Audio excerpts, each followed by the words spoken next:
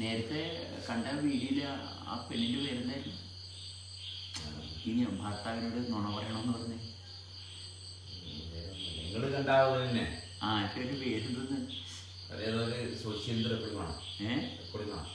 ഒരു സോഷ്യൽ എന്തോ ആളാണ്, ഒരു ക്രിസ്ത്യാനിറ്റിയിലെ സൈക്കോളജിസ്റ്റ് എന്താണ് ഭർത്താവിനോട് അവിഹിത ബന്ധത്തിനെ പറ്റി ഭർത്താവിനോട് ഭർത്താവിനത് ഹാൻഡിൽ ചെയ്യാൻ പറ്റില്ല.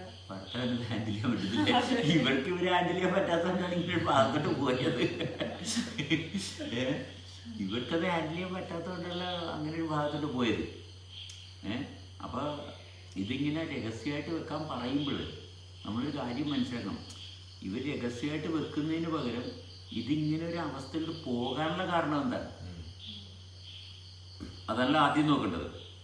അതുപോലെ തന്നെ ഭർത്താവിനെ ഹാൻഡിൽ ചെയ്യാൻ പറ്റുന്നില്ലെങ്കിൽ രണ്ടു കൂട്ടർക്കും ഹാൻഡിൽ ചെയ്യാൻ പറ്റുന്നില്ലെന്നുള്ളതല്ലേ? അല്ല, ഇവർ രണ്ടുപേരും അല്ലേ സ്ട്രെങ്തൻ ചെയ്യേണ്ടത്? രണ്ടുപേരും ബലഹീനരല്ലേ? പക്ഷെ ഇത് അംഗീകരിക്കുന്നില്ല. ഒരാൾക്ക് മാത്രം സപ്പോർട്ട് കൊടുക്കുക. മനസ്സിലായി? ഇത് പറയാതിരിക്കുക എന്നുള്ളതല്ല. മനസ്സിലായി? നമ്മൾക്ക് എന്തുകൊണ്ട് ഇങ്ങനെ വീഴ്ച വരുന്നത്? മനസ്സിലായി? പറയാതിരിക്കുക എന്നുള്ള ഭാഗത്തോട്ടാണ് എല്ലാവരും പോകുന്നത്. അതെ, രണ്ടുപേരും രണ്ടു വഴിക്ക് പോവുകയാണ്. മനസ്സിലായി? ഇവിടെ ഇതാണ് പ്രശ്നം. ഇതിന് കാരണം എന്തുകൊണ്ടാണെന്ന് വെച്ച് കഴിഞ്ഞാൽ ഇതിനകത്തുനിന്നുണ്ടാകുന്ന പ്രശ്നങ്ങൾക്ക് കാരണം എന്താണെന്ന് എല്ലാവർക്കും അറിയാം. ഇതിന്റെ എല്ലാ പ്രശ്നത്തിന്റെ കാരണം എന്താണ്? ഈ പരസ്പരമുള്ള കൺട്രോളിങ്ങും അല്ല, ഇതിന്റെ പരസ്പരമുള്ള കൺട്രോളിങ് വരാനുള്ള കാരണം എന്താണ്? എന്തുകൊണ്ട് തിരിച്ചറിവില്ലാണ്ട് പോയി?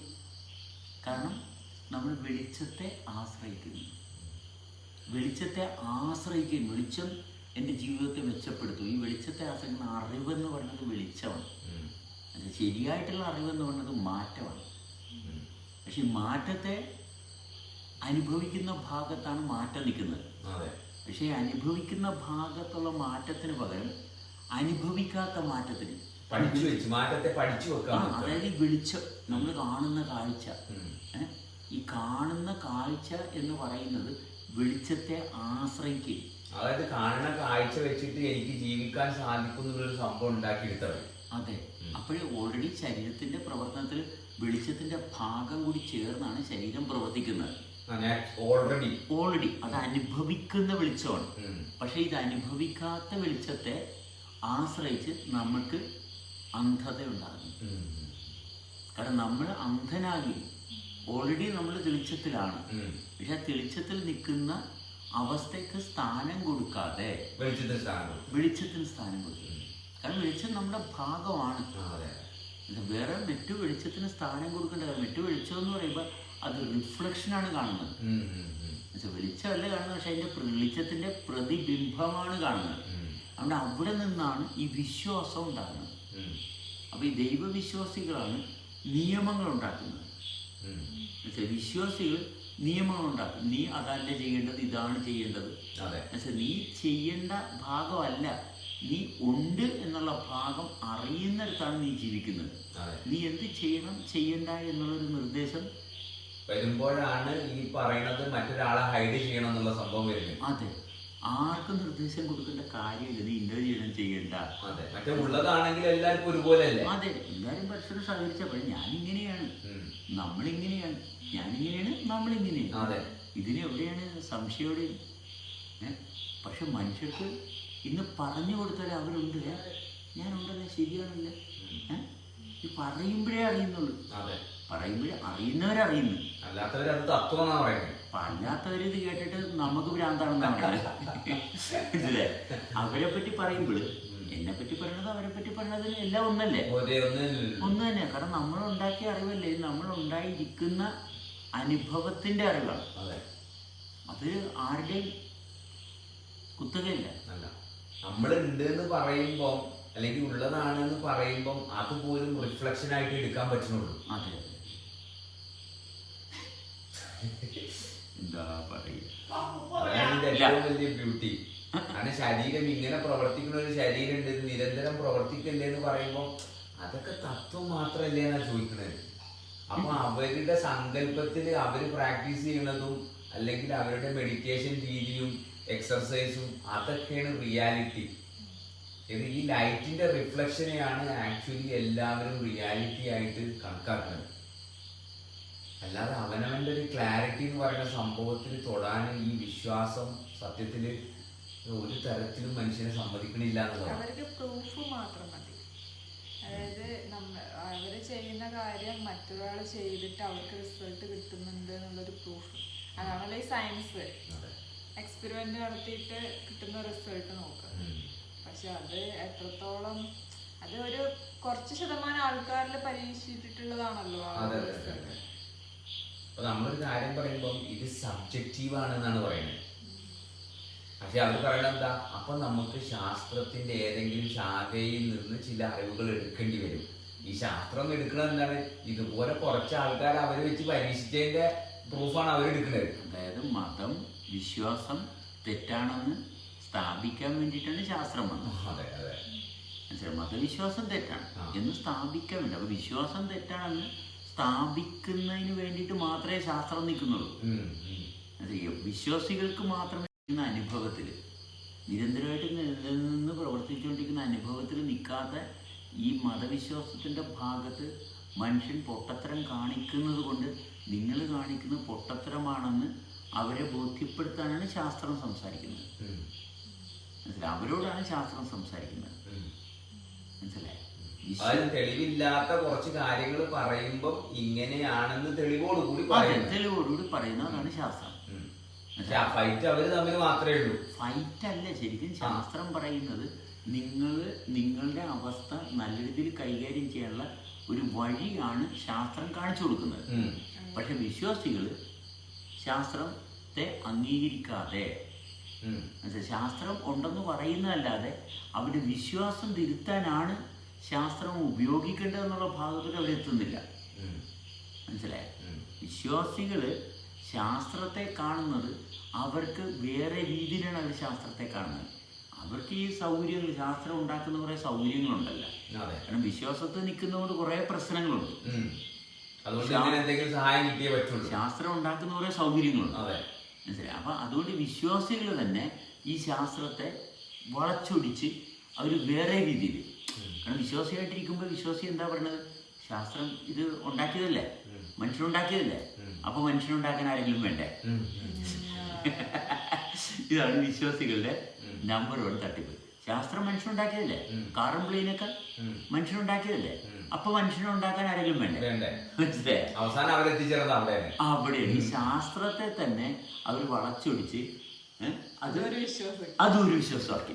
മനസ്സിലായി? അല്ല, ഈ സത്യത്തിൽ ഈ ശാസ്ത്രത്തിന്റെ ഭാഗത്തേക്ക് പോകുമ്പോഴും അവിടെ ഇപ്പൊ നമ്മൾ നിലനിൽക്കുന്ന അവസ്ഥയുമായിട്ട് ഇപ്പൊ ശാസ്ത്രത്തിന് ബന്ധം കിട്ടുന്നില്ലല്ല. അല്ല, ശാസ്ത്രത്തിന്റെ ഭാഗത്ത് ശാസ്ത്രം ശരിക്കും ശാസ്ത്രജ്ഞൻ എന്ന് പറയുന്ന ആള് ഒരിക്കലും ഇംപ്രോപ്പറായിട്ടൊരു ഭാഗത്തോട്ട് വരത്തില്ല.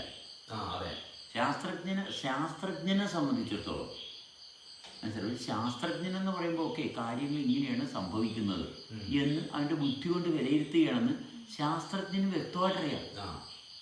ശാസ്ത്രജ്ഞന് ഒരിക്കലും ഒരു തർക്കമോ സംശയമോ ഉണ്ടാകത്തില്ല. ഇല്ല വിശ്വാസം. കാരണം ശാസ്ത്രജ്ഞനറിയാം, ഞാൻ എത്രയോ കാലത്തെ പരീക്ഷണങ്ങളും അതും ഇതൊക്കെ നടത്തിയിട്ടാണ് ഞാൻ ഇങ്ങനെ ഒരു തീരുമാനത്തിലെത്തിയത്. അതിൻ്റെ പിന്നിൽ നടന്നിട്ടുള്ള പ്രവർത്തനം ശാസ്ത്രജ്ഞനറിയാം. പക്ഷെ ഈ ശാസ്ത്രജ്ഞന്മാരല്ലാത്തവർ ശാസ്ത്രത്തെ പറ്റി പറയുമ്പോഴാണ് അവിടെ അടിസ്ഥാനമായിട്ടുള്ള യാതൊരു ബന്ധവുമില്ല. അതെ അതെ,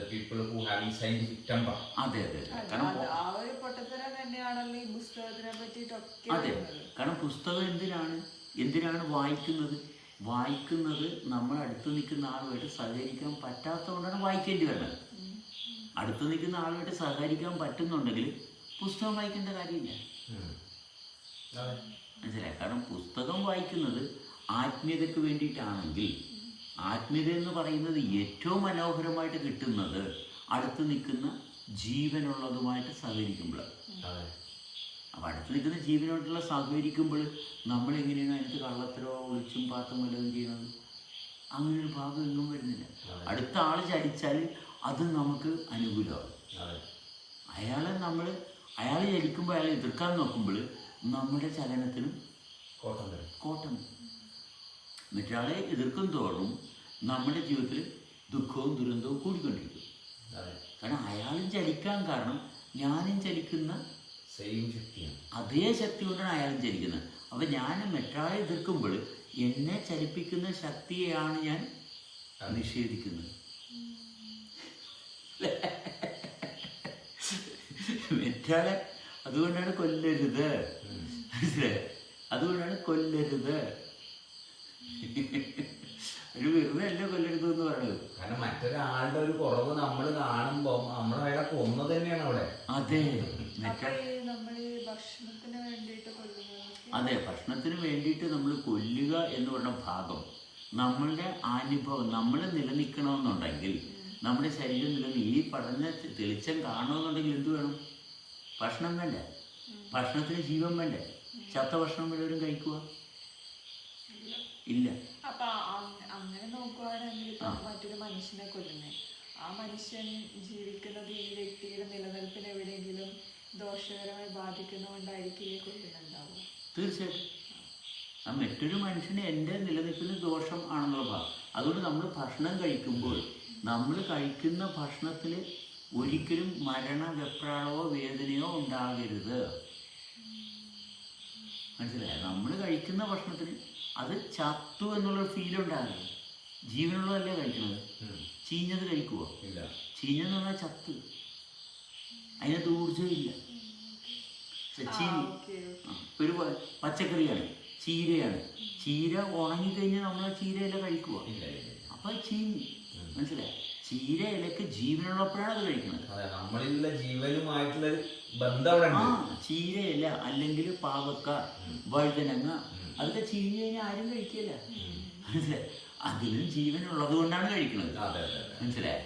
അപ്പോൾ എല്ലാ സംഭവവും കഴിക്കുന്ന ഭക്ഷണത്തിന് അത് ഭക്ഷണം ചലനത്തിൻ്റെ സാന്നിധ്യം അതിനകത്ത് ഉള്ളപ്പോഴും ചലനത്തിൻ്റെ സാന്നിധ്യം നമ്മുടെ ചലനവുമായിട്ട് പൊരുത്തപ്പെട്ടിരിക്കുന്ന ഭാഗത്താണ് നമ്മൾ കഴിക്കുന്നത്. അതുകൊണ്ടല്ലേ ഭക്ഷണത്തിൽ കൃത്രിമമായിട്ടുള്ള സംഭവങ്ങൾ ചേരുമ്പോൾ നമുക്ക് ഭയങ്കര വലിയ പ്രശ്നങ്ങളുണ്ടാകുന്നത്. ഈ പ്രിസർവേറ്റീവ്സ് നമ്മളുടെ ആരോഗ്യത്തിന് വളരെയേറെ ദോഷം ചെയ്യുന്നതുകൊണ്ട്. അതെ, പ്രിസർവേറ്റീവ്സ് എന്ന് പറയുമ്പോൾ എന്താണ്? അതിൻ്റെ ചലനം അത് ബ്ലോക്ക് ചെയ്യും, പ്രിസർവ് ചെയ്യും. മനസ്സിലായി? അതാണ് അതിനകത്ത് പ്രിസർവേറ്റീവ്സ് ഇടുമ്പോൾ എന്താ സംഭവിക്കുന്നത്? നമുക്ക് കഴിക്കാൻ പറ്റാത്ത ആഹാരമാക്കിയത്. പക്ഷെ നമ്മൾ പറയണത് എന്താണ്? അത് പ്രിസർവ് ചെയ്തിരിക്കുന്നതാണ്. ഓക്കെ, അതിൻ്റെ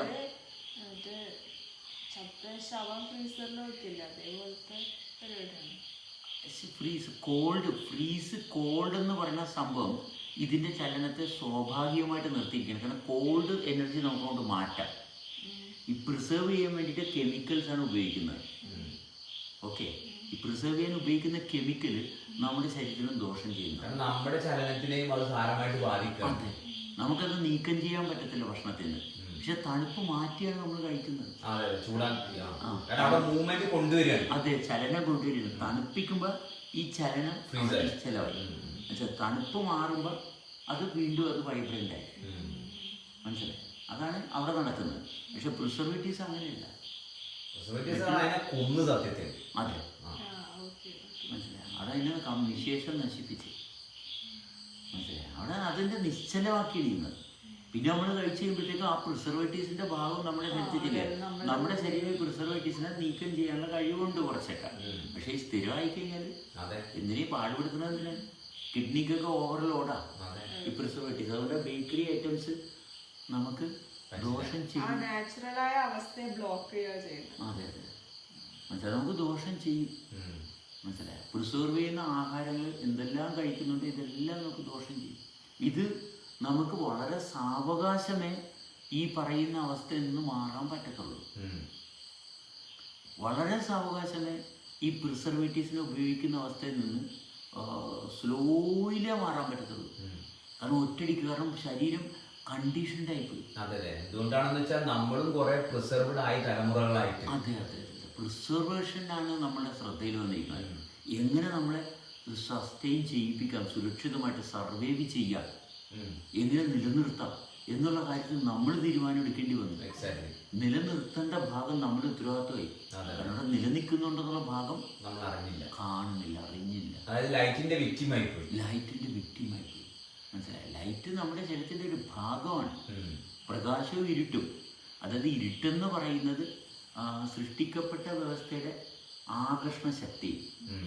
മറ്റേത് വെളിച്ചമെന്ന് പറയുന്ന ഭാഗം ശൂന്യതയുടെ അല്ലെങ്കിൽ സ്പേസിന്റെ ഭാഗത്ത് വരുന്നതാണ്.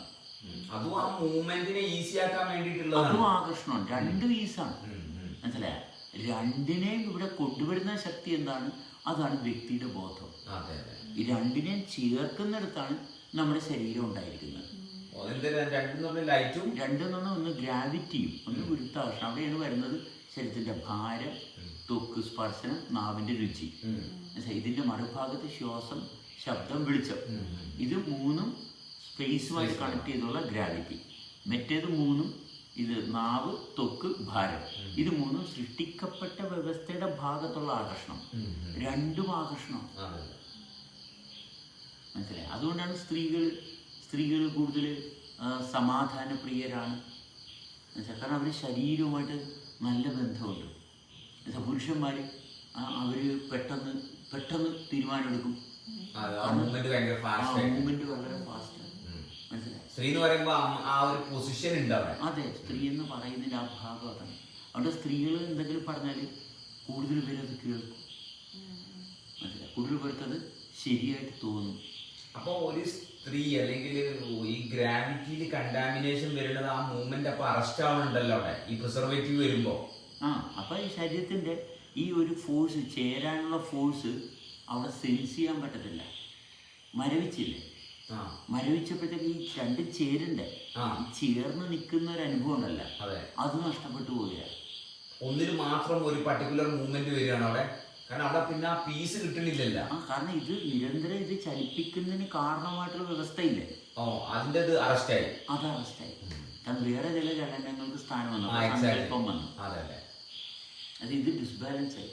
അതായത് ആ പ്രിസർവേറ്റീവിനും ഒരു മൂവ്മെന്റ് ഉണ്ട് അവിടെ. പ്രിസർവേറ്റീവ് വേറെ രീതിയിൽ മൂവ്മെന്റ്. ചത്ത് ചീഞ്ഞു കഴിഞ്ഞാല് ചീഞ്ഞ സാധനത്തിലും മാറ്റങ്ങളുണ്ട് വരുന്നുണ്ടല്ലോ.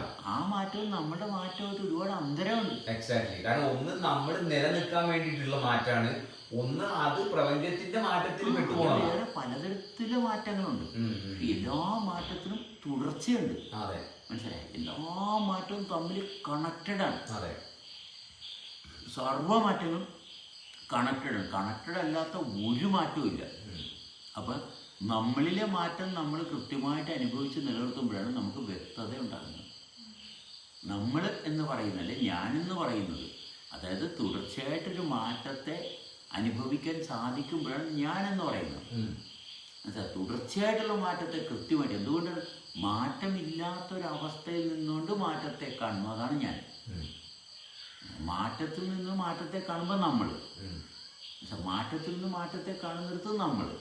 ഞാനെന്ന് പറയുന്നത് മാറ്റമില്ലാത്തടത്ത് നിന്ന് മാറ്റത്തെ കാണുന്നതാണ് ഞാൻ. അപ്പൊ അവിടെയാണ് ആത്മബോധം വരുന്നത്. അവിടെയാണ് ആ മാറ്റത്തിനെ കൃത്യമായിട്ട് കാണാൻ പറ്റുള്ളൂ. തീർച്ചയായും. അപ്പൊ ആ മാറ്റത്തിൽ നിന്ന് മാറ്റം കാണുമ്പോഴും അവിടെ ഞാനെന്ന് പറയുന്ന അവസ്ഥ ഉള്ളതുകൊണ്ടാണ് ആ മാറ്റത്തെ നമുക്ക് അനലൈസ് ചെയ്യാൻ പറ്റുന്നത്. തീർച്ചയായും. അതുകൊണ്ടല്ലേ നമ്മളെല്ലാവരെയും ബഹുമാനിക്കാൻ പറ്റുന്നത്. കാരണം എന്നിൽ സംഭവിക്കുന്ന അതേ മാറ്റം തന്നെ എല്ലാവരിലും സംഭവിക്കുന്നു. അത് മനുഷ്യർക്ക് മാത്രമല്ല, മൃഗങ്ങൾക്കും ജീവജാലങ്ങൾക്കും എല്ലാത്തിനും ഉണ്ട്. ഈവൻ നമ്മളിപ്പോൾ ഒരാൾ, മനുഷ്യരാരുമില്ല, ഒറ്റപ്പെട്ടൊരു സ്ഥലത്ത് കഴിയുന്നു, ചുറ്റുപാടും കാണുന്ന കാര്യങ്ങളെയൊക്കെ വെറുക്കുകയും പുച്ഛിക്കുകയും ചെയ്യണമെങ്കിൽ അത് പ്രതികരിക്കും ഇങ്ങോട്ട്. മനസ്സിലാവും? മോശമായിട്ട് തന്നെ പ്രതികരിക്കും. കാരണം എല്ലാത്തിനും വൈബ്രേഷൻ ഉണ്ട്. സർവ്വകാര്യത്തിനും വൈബ്രേഷൻ ഉണ്ട്. നമ്മൾ വിചാരിക്കും ഓക്കെ ഇത് വണ്ടിയല്ലേ, വണ്ടിക്ക് ജീവനില്ലല്ല, വണ്ടി തോന്നിവാസം ഉപയോഗിച്ച് കഴിഞ്ഞാൽ ആ വണ്ടി നമുക്ക് അപകടം ഉണ്ടാക്കും. കാരണം എല്ലാത്തിനും ഒരു പർപ്പസ് അവിടെ ഡെഫിനിറ്റ് ആണ്. മനസ്സിലായ? ആ വണ്ടി സ്നേഹത്തോട് ഉപയോഗിക്കുന്നില്ലെങ്കിൽ വണ്ടി ആക്സിഡന്റ് ഉണ്ടാവും. മനസ്സിലായ? അസ്വസ്ഥതയുള്ള വണ്ടി ഓടിക്കാൻ സഹകരിക്കാണ്ട്. മനസ്സിലായ? വണ്ടി സ്നേഹത്തോട് വണ്ടി ഓടിക്കുന്നവൻ, അതിന് വണ്ടി അപകടം ഇല്ലാണ്ട് ഓടിക്കാൻ പറ്റും. മനസ്സിലായ? വണ്ടിയെ സ്നേഹമില്ലാണ്ട് ഓടിച്ചു കഴിഞ്ഞാൽ വണ്ടിയുമായിട്ട് പൊരുത്തപ്പെട്ടിരിക്കാൻ പറ്റുന്നില്ലെങ്കിൽ ആ വണ്ടി കൈകാര്യം ചെയ്യുന്ന അപകടങ്ങളുണ്ടാവും. അവനെ കൈകാര്യം ചെയ്യുന്നതോട് തന്നെ മിസ്സിംഗ് ആണല്ലോ. അതെ, അതുകൊണ്ടാണ് വണ്ടിയോട്. മനസ്സിലായ? ഇപ്പൊ നമ്മളൊരാളോട് ദേഷ്യം പിടിക്കാനുള്ള ഒരു കാരണം അവിടെ ഉണ്ടല്ലോ.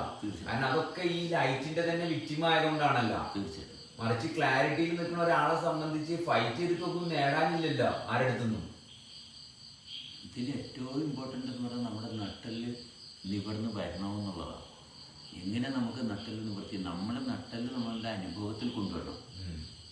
അതിപ്പോൾ ഈ അടുത്തിടെയാണ് നമ്മൾ നട്ടെല്ലിൻ്റെ പ്രാധാന്യമൊക്കെ നമ്മൾ അനുഭവത്തിൽ കണ്ടെത്തിയത്. പണ്ടൊന്നും നമുക്ക് അറിയത്തില്ലായിരുന്നു, മനസ്സിലായി. ഇതാരും പഠിപ്പിച്ചു തന്നതുമല്ല, മനസ്സിലായി. അനുഭവത്തിൽ നിരന്തരം നമ്മളെ ശ്രദ്ധയോടുകൂടി കൊണ്ടുപോകുമ്പോൾ തനിയെ തെളിഞ്ഞു വരികയും ശാസ്ത്രജ്ഞനായതുകൊണ്ട് കണ്ടുപിടിച്ചതാണ്. നമ്മളിലെ ചലനത്തെ നമ്മൾ കൃത്യമായിട്ട് അനുഭവിക്കുകയും എന്തോ ബർത്ത്ഡേക്ക് ബർത്ത്ഡേക്ക് ആഹാ അപ്പൊ നിങ്ങോട്ട് വേടാ വീഡിയോ എടുക്കേ വാ. ഇല്ല ഇല്ല. അപ്പൊ നിരന്തരമായിട്ടുള്ള മാറ്റത്തെ കാണുമ്പോൾ ആ നിരന്തരമായിട്ട് മാറ്റം സംഭവിക്കുന്ന ഭാഗം കാണുമ്പോൾ നമുക്കവിടെ ആശ്വാസമായി. കാരണം അത് അങ്ങനെ മാറിക്കൊണ്ടിരിക്കത്തുള്ളൂ. അതിൻ്റെ ബാറ്ററിക്ക് ചാർജ് കുറവില്ല, അത് ഒരേപോലെ സ്റ്റഡി ആയിട്ടാണ് വർക്ക് ചെയ്യുന്നത്. അതാണ് നമ്മുടെ ആശ്വാസം. ഈ അസ്വസ്ഥത എന്തുകൊണ്ടാണ് ഈ അവിഹിത ബന്ധത്തിലോട്ടൊക്കെ പോണത്? കാരണം മാറ്റത്തിന് സ്ഥിരതയില്ല. നുണ പറയണത് എന്തുകൊണ്ടാണ്? മാറ്റത്തിന് സ്ഥിരതയില്ല. ഒരു പ്രോപ്പർ അസോസിയേഷൻ ഇല്ല ആരുമായിട്ട്. വ്യക്തിയിൽ തന്നെ ഉണ്ടാകുന്ന മാറ്റത്തെ കൃത്യമായിട്ട് അനുഭവിച്ച് തെളിച്ചത്തിൽ ഇരിക്കല്ല. കുറെ സമയം എന്തൊക്കെ എനിക്ക് തോന്നിയായിരുന്നില്ല, മനസ്സിലായ? ഇങ്ങനെ പോയി ഇതങ്ങനെ ഇല്ലാണ്ട് വരണം. അപ്പോഴാണ് വ്യക്തിത്വ ബോധമാകുന്നത്.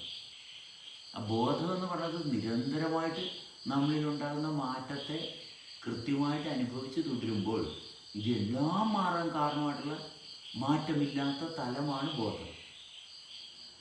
ബോധത്തിലും മാറ്റം ഉണ്ടെന്നൊക്കെ തോന്നും ആദ്യം. പക്ഷെ കൂടുതൽ ബോധത്തിൽ നമ്മൾ സജീവമായി ചെന്ന് വരുമ്പോൾ ആ സൂക്ഷ്മമായിട്ടുള്ള അതിൻ്റെ ഏറ്റവും കോറിൽ പിന്നെ മാറ്റമില്ല. അതുകൊണ്ട് മാറ്റത്തെ കൃത്യമായിട്ട് കാണാം, മനസ്സിലായി? ഞാൻ ബോധം എന്നുള്ള വാക്ക് വേണമെങ്കിൽ പറയണ്ട, വേറെ എന്തെങ്കിലും വാക്ക് വേണമെങ്കിൽ ഇട്ടോ. പക്ഷെ ഇങ്ങനെ ഒരു ഭാഗം മാറിക്കൊണ്ടിരിക്കുന്ന അവസ്ഥയിൽ ഞാൻ കോൺസ്റ്റന്റ് ആയിട്ട് കാണാം. അതെ.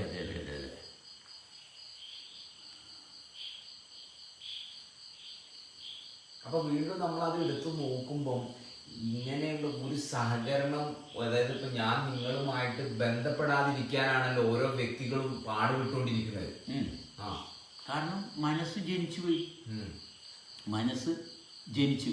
അതായത് ജനനവും മരണവും ഇവിടെ സ്ഥിരം സംഭവിക്കാനുള്ള സാധ്യതയുള്ള ഒരു അന്തരീക്ഷമാണ്. ജനിക്കാൻ വളരെയേറെ അനുകൂലമായിട്ടുള്ള ഒരു അന്തരീക്ഷമാണ് ഇവിടെ. ജനനം എപ്പോഴും നടക്കാം, മനസ്സിലായി? അതിന് എളുപ്പമാണ്. ഏറ്റവും എളുപ്പം ജനനം നടക്കാനാണ്. അതുകൊണ്ട് വ്യക്തിയിൽ തന്നെ വീണ്ടും പല ആശയങ്ങൾ ജനിക്കുന്നു. വ്യക്തിയിൽ പുതിയ ആശയങ്ങൾ ജനിക്കുന്നു.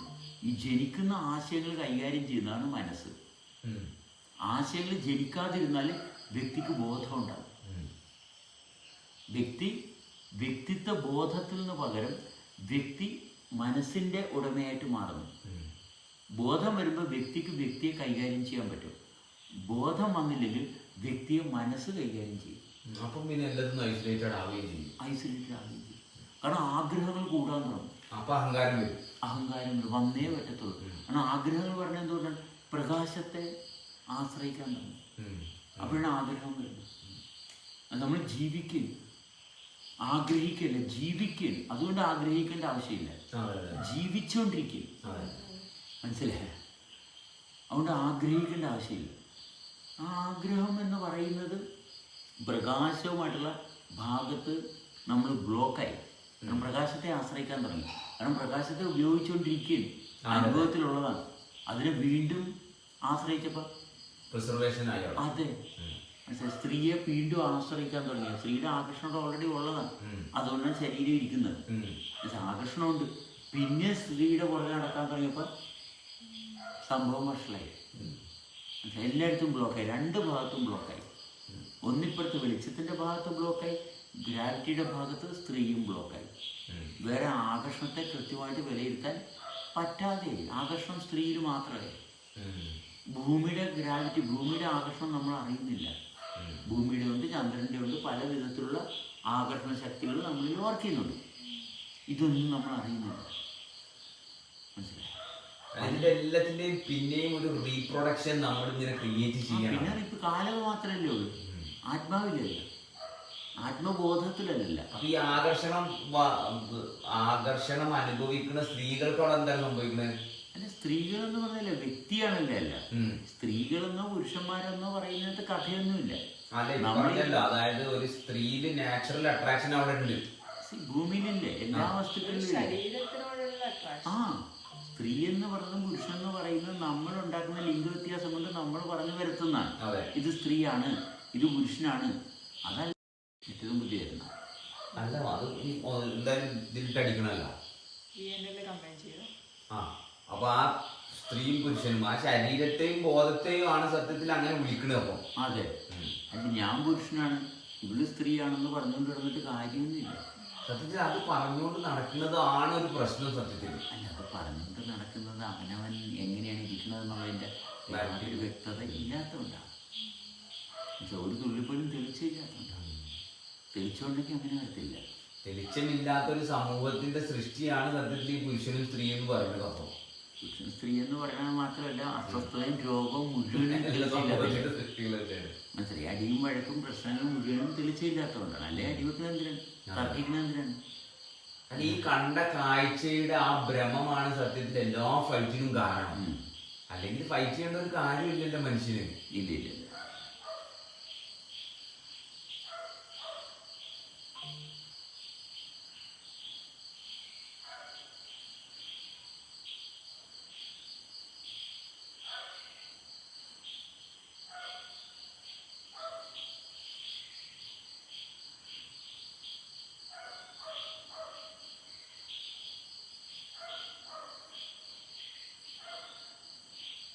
അപ്പൊ സമാധാനമില്ലാത്തത് സ്ത്രീക്കോ പുരുഷനോ അല്ല, എല്ലാവർക്കും ഒരുപോലെ തന്നെയാണ് സമാധാനം ഇല്ലെങ്കിൽ ഇല്ലാത്തത്. എല്ലാ ജീവജാലങ്ങൾക്കും സമാധാനം ഇത് കൃത്യമായിട്ട് മനസ്സിലായി അനുഭവിച്ച് തുടരുക, അതിന് വേറൊന്നുമില്ല. കൃത്യമായിട്ട് അനുഭവിച്ച് തുടരുക എന്നുള്ളതല്ലാണ്ട് വേറെ യാതൊന്നുമില്ല, ഒന്നും ചെയ്യാനില്ല. നിരന്തരം മാറ്റത്തെ കൃത്യമായിട്ട് അനുഭവിക്കുക. അല്ല ആരെന്ത് പറഞ്ഞു എന്നുള്ളതല്ല, ആര് കേട്ടു എന്നുള്ളതാണ്. അല്ല ആരാണ് സംസാരിക്കുന്നത്, സംസാരിക്കുമ്പോൾ സംസാരിക്കുന്ന ആളെ ശ്രദ്ധിക്കുക, കേൾക്കുമ്പോൾ കേൾക്കുന്നതാരാണ് അയാൾ ശ്രദ്ധിക്കുക. മനസ്സിലായ? ഷാഫി സംസാരിക്കുമ്പോൾ ഷാഫി അല്ല ഞാൻ ശ്രദ്ധിക്കേണ്ടത്, ഞാൻ എന്നെയാണ് ശ്രദ്ധിക്കേണ്ടത്. മനസ്സിലായ? ജനിയെ സംസാരിക്കുമ്പോൾ ഞാൻ ജനിയെ ശ്രദ്ധിക്കരുത്, കേൾക്കുന്ന എന്നെ ശ്രദ്ധിക്കണം. മനസ്സിലായി? ഞാൻ സംസാരിക്കുമ്പോൾ ഞാൻ പറയുന്ന എന്നെ ശ്രദ്ധിക്കണം. മനസ്സിലായ? അല്ലാണ്ട് ജനിയെ ആണ് കേൾക്കണം, ജനിയെ കേൾക്കണം, ഞാൻ പറഞ്ഞ കേൾക്കണ്ട കേട്ട മനസ്സിലായ? അല്ലല്ല, അത് ഉത്തരവാദിത്തം നിൻ്റെ ഇല്ല. മനസ്സിലായി? എൻ്റെ കയ്യിൽ ഞാൻ പറയുന്നത് എന്താണ് എന്ന് മാത്രമേ ഉള്ളൂ. ഞാൻ കേൾക്കുമ്പോൾ ഞാൻ കേൾക്കുന്നത് എന്താണ്, അതാണ് എൻ്റെ ഉത്തരവാദിത്തം. ഞാൻ ആ തെളിച്ചത്തിൽ ഇരിക്കുന്നുണ്ടോ എന്നുള്ളതിന് മാത്രമേ ഉള്ളൂ.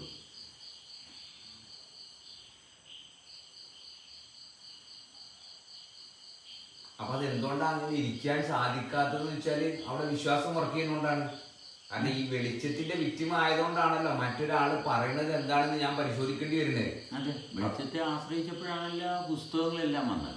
പുസ്തകം വായിക്കണമെങ്കിൽ വെളിച്ചം വേണം. അതെ, വെളിച്ചം വെച്ചാണ് പുസ്തകം വായിക്കുന്നത്. അപ്പൊ എന്ത് പറ്റി? നമ്മുടെ ശരീരത്തിലുള്ള വെളിച്ചം തന്നെ വീണ്ടും എടുക്കാൻ തുടങ്ങി. ഓൾറെഡി ശരീരത്തിൽ വെളിച്ചമുണ്ട്, ആ വെളിച്ചത്തെ പിന്നെ ആശ്രയിക്കാൻ തുടങ്ങിയപ്പോഴത്തേക്കും ഈ ശരീരത്തിന് മാനേജ് ചെയ്യാൻ പറ്റാണ്ട് ഇതെന്ത് ചെയ്യും? അപ്പൊ മനസ്സ് ജനിച്ച് വെളിച്ചം എന്നുള്ളത് എനിക്ക് മനസ്സിലായില്ല. നമ്മുടെ ഈ കാണുന്നത് ഈ വെളിച്ചതാണ് വെളിച്ചം. ഇത് തന്നെയാണ് വെളിച്ചം. അതെ, ഈ കാണുന്ന കാഴ്ച മുഴുവൻ വെളിച്ചമല്ലേ.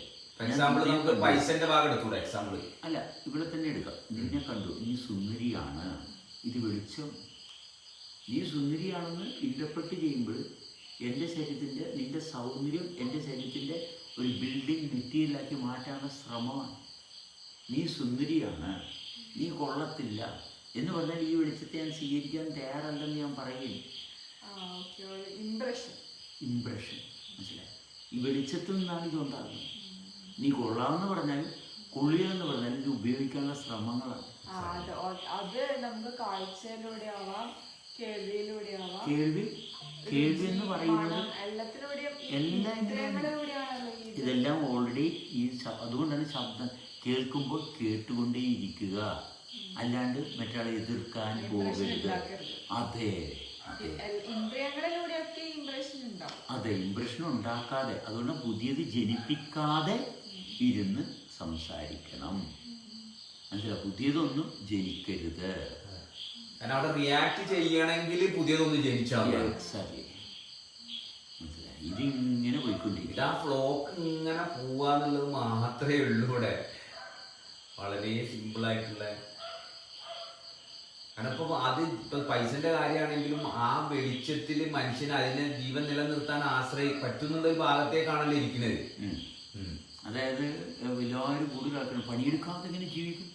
പണി നന്നായിട്ട് എടുക്കണം, മനസ്സിലായി, പണി നന്നായിട്ട് എടുക്കണം. ഇത് പണി എടുത്തെന്ന് വരുത്തി തീർക്കുകയാണ്. മനസ്സിലായ, സമൂഹത്തിലെ ആൾക്കാർ പണിയെടുത്ത് ഞാൻ കാശുണ്ടാക്കി എന്ന് വരുത്തി തീർക്കുകയാണ്. അതെ അതെ, അതുകൊണ്ട് യാതൊരു പറയുന്നു, പണി നന്നായിട്ട് എടുത്താലേ ജീവിക്കാൻ പറ്റത്തുള്ളൂ, പണി എടുക്കാതെ ജീവിക്കാൻ പറ്റത്തില്ല. അവിടെ ആ ചോദ്യവും ഇല്ലാതാവും. അതെ, പണിയെടുക്കുമ്പോ എന്തുണ്ടാകും? തെളിച്ചമുണ്ടാകും. എന്തിനാ പണിയെടുക്കുന്നത്? തെളിച്ചത്തിന് വേണ്ടിയിട്ട്. ഇത് പണിയെടുക്കുന്നത് തെളിച്ചത്തിന് വേണ്ടിയിട്ടല്ല, പിന്നെയും ഈ വെളിച്ചത്തിന്റെ തന്നെ വിക്ടിമാവാൻ വേണ്ടിയിട്ടാണ്. അതെ അതെ, അതുകൊണ്ട് എത്ര ഇതിനൊരു ലിമിറ്റഡ് ഇല്ല, കാരണം ഇവര് ഒരു ഫുൾ ഫ്യൂച്ചറിലേക്കല്ലേ പ്ലാൻ ചെയ്യുന്നത്. അതെ, പണിയെടുത്തിട്ട് പണി കിട്ടും. പണിയെടുത്തിട്ട് പണി കിട്ടും. അത്രേ ഉള്ളൂ. അപ്പൊ ഗൈസ് കാണാം, വീണ്ടും പണിയെടുത്തിട്ട് പണി കിട്ടാതിരിക്കാൻ ശ്രദ്ധിക്കുക. Okay, bye bye.